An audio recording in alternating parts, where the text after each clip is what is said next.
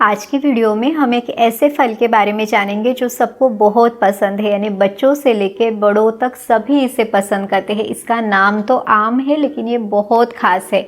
अब देखिए, जो आम का पेड़ है तो उस पेड़ की छाल या उसके पत्ते, कच्चे फल, पके हुए फल, बीजमज्जा यानी इसमें जो गुठली रहती है तो उसके अंदर का भाग, तो इन हर एक की अपनी विशेषता है। इनके गुणधर्म अलग अलग है, इनका इस्तेमाल कैसे करना है वो भी अलग है, इनके फ़ायदे भी अलग अलग है। आयुर्वेद की संहिताओं में इसके बारे में पूरी जानकारी दी हुई है और अगर आप सही तरह से इसका इस्तेमाल करते हैं तो बहुत सारी अलग अलग बीमारियों में आप इसे ले सकते हैं। तो चलिए इस वीडियो में हम ये देखते हैं कि इसके बारे में आयुर्वेद के ग्रंथों में हमें क्या बताया है। पूरी जानकारी के लिए हमारे साथ बने रहिए।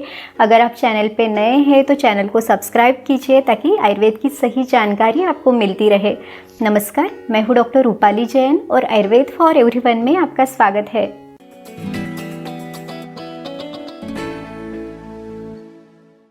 सबसे पहले हम जो पक्व फल है यानी जो आम का पका हुआ फल है उसके बारे में क्या कहा गया है वो देखते हैं। तो देखिए, ये भाव प्रकाश निघंटु है, तो इसमें हमें जो आम्रादि फल वर्ग है उसमें इसका बहुत अच्छे से वर्णन मिलता है। उसके में कहा गया है, पक्वम तु मधुरम वृक्षम स्निग्धम बल सुखप्रदम गुरु वातहरम रुद्यम वर्ण्यम शीतम पित्तलम कषायानुरसम वह्नि श्लेष्म शुक्र विवर्धनम। यानी ये जो आम का पका हुआ फल है इसका रस जो बताया है वो मधुर रस बताया है, यानी शुरुआत में ये बहुत मीठा लगता है और आखिर में हल्का सा कसेला रस इसका रहता है। उसके आगे वो बताते है कि ये वृक्ष है यानी वीर्य को बढ़ाने वाला है, स्निग्ध है यानी शरीर में स्निग्धता लुब्रिकेशन उत्पन्न करता है, बल सुख प्रदम यानी शरीर का बल बढ़ाने वाला है। शरीर के जो सप्त धातुएं हैं जैसे रस, रक्त, मांस, मेद, अस्थि, मज्जा, शुक्र, तो इनको ये बढ़ाने वाला है और सुख देने वाला भी इसे कहा गया है।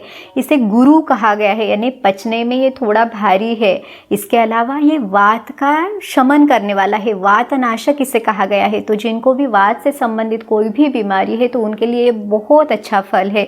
इसे रुद्य कहा गया है। रुद्य यानी ये हार्ट के लिए बहुत अच्छी औषधि है, स्पेशली जिनको बहुत ज़्यादा पाल्पिटेशन वगैरह होता है तो वो लोग भी इसे ले सकते हैं। और वात और पित्त के बढ़ने के कारण जिनको कुछ तकलीफ है या हृदय से संबंधित जिनको कोई तकलीफ है वो लोग भी इसे ले सकते हैं।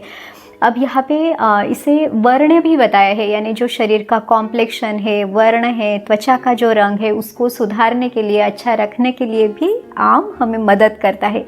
इसे शीतल बताया है। शीतल यानी ये ठंडे स्वभाव का, ठंडे तासीर का है। यहाँ पे इसे पित्तलम बताया है यानी पित्त को थोड़ा बढ़ाने वाला है। लेकिन व्यवहार में हम देखते हैं कि जो आम का ये पका हुआ फल है ये वात और पित्त को कम करता है। तो इस तरह से वात और पित्त के कारण जो भी बीमारियां है किसी को तो उनको भी ये कम करता है। इसके अलावा इसे वह्नि श्लेष्म शुक्र विवर्धनम कहा गया है। वह्नि यानी जो हमारा जठराग्नि है तो उसको बढ़ाने वाला है। तो किसी को अगर भूख नहीं लगती, खाना ठीक से नहीं पचता तो वो लोग भी इसे ले सकते हैं। ये थोड़ा सा कफ को बढ़ा सकता है। तो जो लोग जिनके शरीर में कफ दोष ऑलरेडी बढ़ा हुआ है या जिनका वेट ज़्यादा है, मेद धातु ज़्यादा है, उन्होंने थोड़ा सा संभाल के इसे लेना है। ये शुक्र धातु को भी बढ़ाने वाला है। तो जिनको भी वंध्यत्व की तकलीफ है तो ये वीर्यवर्धक है, शुक्रवर्धक है, तो वो लोग इस आम को भी ज़रूर ले सकते हैं। अब देखिए, इस तरह से इसके बहुत सारे गुण बताए हैं। अब इसका जो मीठा रस है या इसमें स्निग्धता है तो ये जो गुण है तो ये वात को कम करते हैं, क्योंकि हमने देखा है कि वात के जो गुणधर्म है जैसे रुक्षता है उसमें यानी रूखा नेचर है, हल्कापन है, तो एग्जैक्टली ये जो पका हुआ आम है वो उसके अपोजिट गुणों वाला है। तो इसलिए ये वात को कम करता है और मीठे रस और ठंडे स्वभाव के कारण ये पित्त को भी कम करता है। आम को जब आप अलग अलग तरह से सेवन करते हैं तो इसका असर भी अलग अलग दिखाई देता है, इसके गुणधर्म भी बदल जाते हैं। अब देखिए, ये पका हुआ जो आम का फल है इसको चूस के जब आप इसका रस लेते हैं तो ये हल्का बताया हुआ है, यानी इसका डाइजेशन जल्दी हो जाता है। इसे वीर्यवर्धक बताया है, यानी शरीर में वीर्य को, शुक्र धातु को भी ये बढ़ाता है। इसे सारक भी बताया है। सारक यानी जो मलक का जो विसर्जन है यानी मल शरीर से बाहर निकालना है तो इसको सुखपूर्वक ये शरीर के बाहर निकालता है। इसके अलावा ये वात का और पित्त का भी शमन करता है। लेकिन वही आप इसका रस इसको निचोड़ के जब आप इसका रस निकालते हैं तो वही रस पचने के लिए भारी होता है। ये गुरु गुणात्मक बताया हुआ है। ये शुक्र को बढ़ाता है, वात को कम करता है, लेकिन कफ को भी बढ़ाता है। अब तो जिनका भी वेट ज़्यादा है तो उनके लिए इसका रस चूस के लेना ज़्यादा अच्छा ऑप्शन है।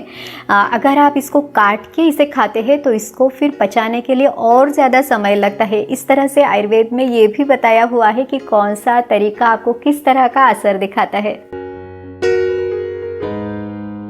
जो कच्चा आम है उसके गुणधर्म बहुत अलग है। अब देखिए इसका जो रस बताया है वो है कषाय रस और अम्ल रस, यानी इसमें कसेलापन है या बहुत ज़्यादा खट्टा है। इसे रुचिकर बताया है, दीपन करने वाला, रुचि यानी अब देखिए अगर किसी को मुंह का बिल्कुल स्वाद नहीं आता या खाना खाने का मन नहीं करता तो वो लोग इसे ले सकते हैं। जैसे इस कच्चे आम का आप अचार बना के ले सकते हैं, लेकिन इसे बहुत कम क्वांटिटी में लेना है क्योंकि ये वात और पित्त इन दोनों को बढ़ाता है। कभी कभी तो ये तीनों दोषों को शरीर में बढ़ाता है। इसके अलावा इसे खून को दूषित करने वाला कहा गया है। अगर आप इसको बहुत ज़्यादा क्वांटिटी में लेते हैं तो ये जठराग्नि को भी मंद करता है, यहाँ तक कि इसे विषम ज्वर उत्पन्न करने वाला, यानी शरीर में ये बुखार कर सकता है। या फिर मलों को रोकने वाला, यानी मलावष्टंभ कहा गया, यानी जैसे कि मल को यानी स्टूल को होने से ये रोकता है। इसके अलावा ये आँखों के लिए भी उतना अच्छा नहीं है। तो आपको अगर इसे लेना भी है तो बहुत कम क्वांटिटी में आपने लेना है। इससे बनने वाला जो एक आम का जो पना है जो कच्चे आम से ही बनाया जाता है वो एक बहुत अच्छी रेसिपी है।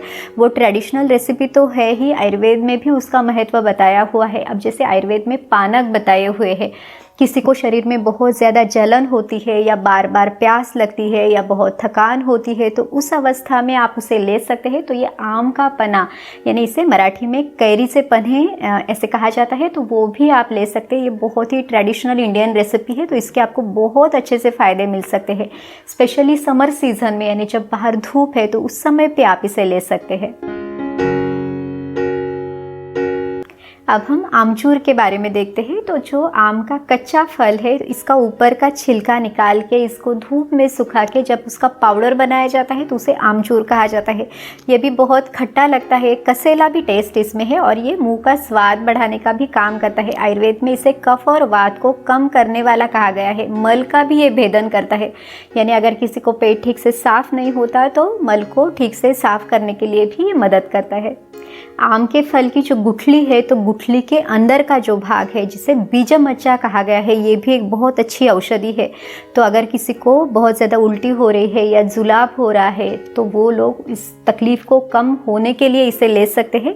यहाँ तक कि महिलाओं में भी गर्भाशय के सूजन को कम करने के लिए भी ये मदद करता है। किसी को सफ़ेद पानी की अगर तकलीफ़ है तो वो महिलाएं भी इसे ले सकती है।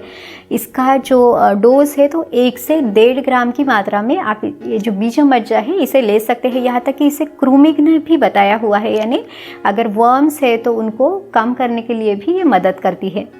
आम के पेड़ की जो छाल है तो वो भी एक उत्तम रक्त संग्राहक है, यानी जो शरीर से खून बाहर जाता है उसको रोकने का ये काम करती है। तो महिलाओं में अगर मासिक धर्म के समय खून बहुत ज़्यादा जाता है तो वो लोग इस छाल का इस्तेमाल कर सकते हैं। इसे लेना कैसे है तो छाल का यानी लगभग 3 से 6 ग्राम की मात्रा में उसको आप थोड़ा सा दरदरा करके या उसका मोटा सा पाउडर बना के उसको पानी के साथ उबाल के काढ़ा आपने लेना है। तो ये जो बहुत ज़्यादा मात्रा में खून जा रहा है उसको रोकने के लिए ये मदद करेगा। अगर किसी को पाइल्स की तकलीफ है और वहाँ से भी अगर खून जा रहा है तो उसको रोकने के लिए भी ये जो छाल है ये मदद करती है। इस तरह से आज के वीडियो में हमने आम की पूरी जानकारी ली है, यानी अलग अलग तरह से इसकी छाल है या कच्चा आम है, पका हुआ आम है, बीजमज्जा है, तो इनको किस तरह से इस्तेमाल करना है। अगर आप सही तरह से इन्हें इस्तेमाल करते हैं तो आपके इसके पूरे फ़ायदे ज़रूर मिलेंगे। अगर आपको ये वीडियो अच्छा लगा तो लाइक, शेयर और सब्सक्राइब कीजिए। फिर मिलेंगे अगले वीडियो में। आयुर्वेद को अपनाइए, स्वस्थ रहिए। नमस्कार।